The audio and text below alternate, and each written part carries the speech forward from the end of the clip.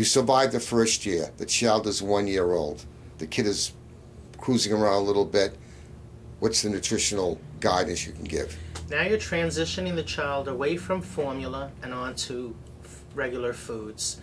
They need about 1,000 calories a day, of which 500 calories should come from either breast or formula, and 500 calories should come from food. It could be something like a wheat mix cereal, a potato, or a pasta for starch. That would be about 3/4 of a cup a day. 6 1/4 cup or 2 ounce servings of fruit and vegetables a day. The kid has probably at that point been switched to whole milk. Many times they switch around a year of age. There's one little concern I've had from practice. We don't get over 16 ounces because milk is iron poor.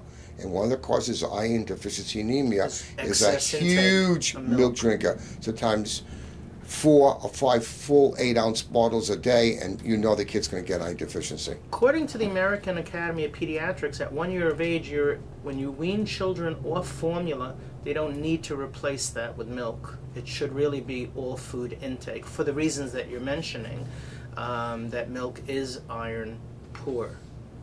So it's a milk myth. So Frank Oski, who wrote many articles when he was alive about the milk myth.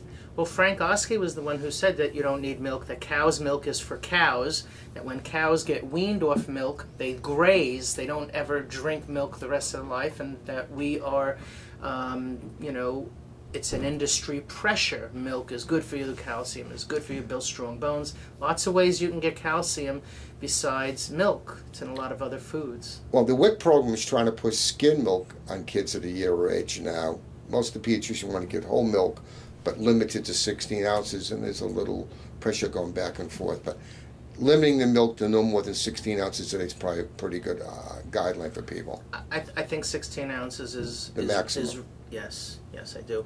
Along the lines of 1 year of age, you'd want a child to be eating things again that are not allergic. So egg yolk instead of egg white. The egg white has all the protein in it and the albumin. The egg yolk has the omega-3 fats and the cholesterol.